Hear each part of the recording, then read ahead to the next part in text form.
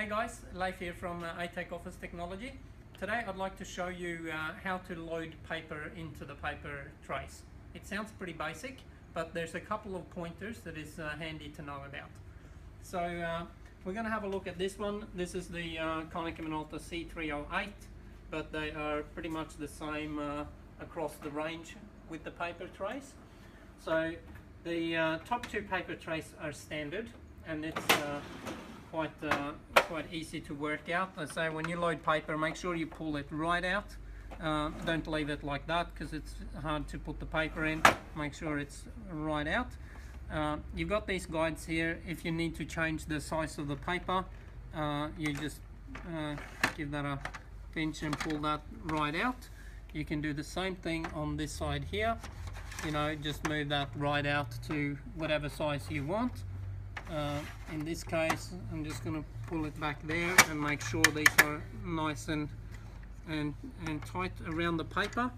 If it's sitting like that, just slightly off center, that could cause the paper to feed in crooked, and it just doesn't work very well. So make sure it's nice and flush. Just put paper in there.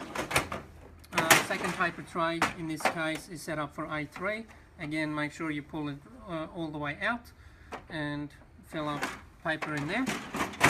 The main one I wanted to talk about is if you have this type of paper tray in the bottom, because in the bottom here, this could be just an empty drawer, or you could have a large paper tray like this one here. And this is the PC410, and it holds 2,500 sheets of paper.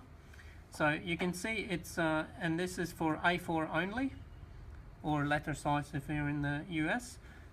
2 stacks of paper, and the main thing to note here is when you fill it up on the right hand side, make sure the paper is pushed all the way to the right. You can see, you know, there's a bit of movement in there, and we want to make sure it's to the right. And on the left hand side, we want to make sure it's right to the left. The reason I'm saying this is if you have a look at this one here, this is a sensor to detect the paper and help it go into where it should.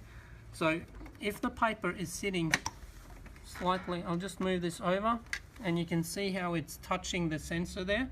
If you feed it in like that, you're going to get all sorts of problems, because the machine is going to give out errors that there's paper is not right, and it's not going to work. So make sure it's right to the left, and that no paper is touching this one here.